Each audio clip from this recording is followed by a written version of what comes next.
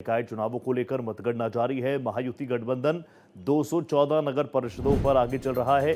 Bharatiya Janata party, अब मैं आपको अगर इंडिविजुअली बताऊं तो भारतीय जनता पार्टी 117 नगर परिषदों पर आगे, शिवसेना शिंदे गुट 61 पर आगे चल रहा है। एनसीपी अजीत पवार का गुट 36 नगर परिषदों पर आगे चल रहा है। 2 फेजेस में नगर निकाय का चुनाव हुआ था। 2 और 20 दिसंबर को मतदान हुआ था, यानी 2 दिसंबर और 20 दिसंबर को वोटिंग हुई थी बड़ी संख्या में। आप जानते हैं ये चुनाव जो है अपने आप में कितने बड़े, खास तौर पर महाराष्ट्र के चुनाव, नगर परिषद के चुनाव, नगर निकाय के चुनाव अपने आप में काफी high voltage, high weightage seat. 2 phases में चुनाव हुए थे। 2 दिसंबर को लोग निकले थे मतदान के लिए, 20 दिसंबर को मतदान करने के लिए निकले थे और आज वोटों की मतगणना हो रही है। कई वादे, कई दावों के साथ लोगों ने अपनी बातें रखी, अलग अलग गुटों ने अपनी बातें रखी, क्योंकि सत्ता में महायुति की सरकार है। महाअघाड़ी का हाल आप जान ही गए थे क्या कुछ है। शिवसेना शिंदे गुट अच्छा खासा लीड कर रहा है। भारतीय जनता पार्टी अपने आप में बहुत शानदार लीड कर रहा है। और क्योंकि सरकार भी है तो लोगों के मन में भी एक विजन जाता है। अलग अलग तरीकों से हम ये देख रहे हैं, लोगों के मनों में भी एक इमेज होती है, नैरेटिव होता है कि भाई जिसकी सरकार है उसी को निकायों में भी जिताएं। हालांकि ये कुछ सीमित है। ये सारी चीज़ें जो हैं कोई हार्ड एंड फास्ट रूल नहीं है। महाराष्ट्र में ये बीएमसी के चुनाव बहुत ज़बरदस्त रहते हैं। मेरे साथ मेरी सहयोगी आंचल तिवारी जुड़ चुकी है। आंचल, अभी तक का लबोलुबा प्लीज़ आप मुझे बता दीजिए, महायुति वर्सेस महाअघाड़ी में क्या कुछ देखने को मिल रहा है?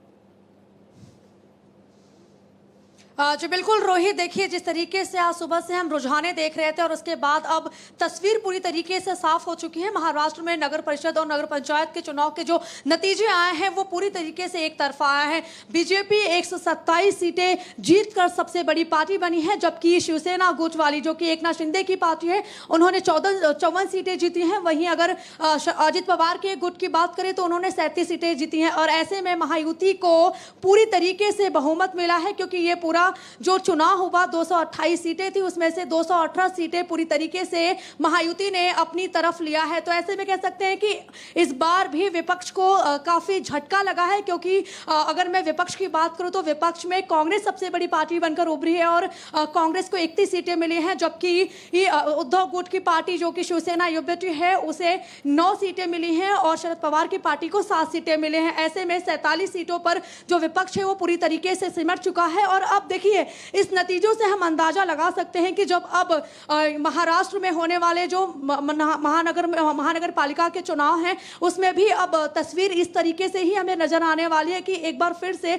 बीजेपी बीएमसी के चुनाव में जीत दर्ज कर सकती है। और ये तस्वीर इस चुनाव में पूरी तरीके से साफ हो चुका है। हालांकि जिस तरीके से नतीजे आए हैं उसके बाद अब विपक्ष वापस से ईवीएम के मुद्दे को लेकर सरकार को घेर रही है और चोरी को लेकर लगातार बीजेपी को साधा जा रहा है। लेकिन देखिए, जनता ने एक बार फिर से महायुति की सरकार को चुना है, फिर चाहे वो अगर हम पूरे राज्य की बात करें या फिर नगर निकाय के चुनावों के मुद्दे भी अलग होते होंगे। आंचल, आप लगातार घूमी हैं, जैसा आप खुद बता रही हैं, 288 तो टोटल स्ट्रेंथ है, उसमें से 200 प्लस में अगर महायुति जा रही है तो ये तो सिंपल क्लियर कट जनादेश है लोगों का कि उनको देवेंद्र फडणवीस के नेतृत्व में ज्यादा विश्वास है। बीएमसी का मैं जिक्र कर रहा था, बहुत हैवी वेट होता है, उस दिशा में भी कहीं ना कहीं एक तरफ बहुत ज्यादा जोश होगा, दूसरी तरफ सारी चीजें एकदम ढलती हुई से नजर आ रही होंगी। इन चुनावों में जब आप आम लोगों के बीच में गई तो कहीं ना कहीं आका तो आपने भी होगा, क्योंकि लोगों के अपने मुद्दे थे और बिल्कुल ग्राउंड से जुड़े हुए मुद्दे नगर निकायों के चुनावों में उठते हैं। आपको लगता है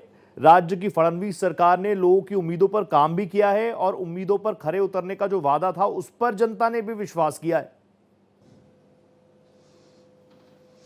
जी बिल्कुल रोहित, देखिए हमें ये समझना होगा कि जिस तरीके से विधानसभा के चुनाव हुए थे उसके बाद से बीजेपी की सरकार बनने के बाद, महायुति की सरकार बनने के बाद ग्राउंड पे लगातार महाराष्ट्र के मुख्यमंत्री देवेंद्र फडणवीस खुद काम कर रहे थे। जिस तरीके से हमने देखा थी कि महाराष्ट्र के कई हिस्सों में बेमौसम बरसात हुई थी, किसानों को काफी नुकसान हुआ था, खेती काफी बर्बाद हुई थी। उसके बाद फिर उनकी सरकार ने जिस तरीके से लोगों की मदद की है, ग्राउंड पर उतरकर, फिर चाहे उन्हें घर रहने के लिए घर की बात हो या फिर खाने की बात हो या फिर उनके रोजगार की बात हो, हर चीज पर बीजेपी की सरकार लगातार काम कर रही है। और देखिए इनके जो नेता हैं वो भी ग्राउंड पर उतरकर काम कर रहे हैं। जिस तरीके से हमने जनता से बातचीत की थी, उनका यही कहना है कि जो विकास करेगा हम उसके साथ हैं। तो ऐसे में कह सकते हैं कि ये एक तरफा जीत ये आश्वस्त करता है कि अगर आप जनता के लिए काम करते हैं, लोगों के लिए काम करते हैं, तो उनकी उम्मीदों पर खरे उतरते हैं, तो एक बार फिर आप सत्ता में चुनकर आएंगे। और इसका हम सीधा जो तस्वीर है वो बीएमसी के चुनाव में भी देखेंगे रोहित, क्योंकि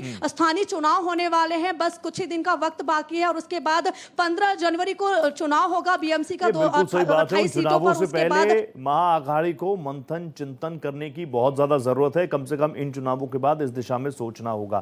थैंक यू सो मच आंचल, आप जुड़ी मेरे साथ, बहुत धन्यवाद।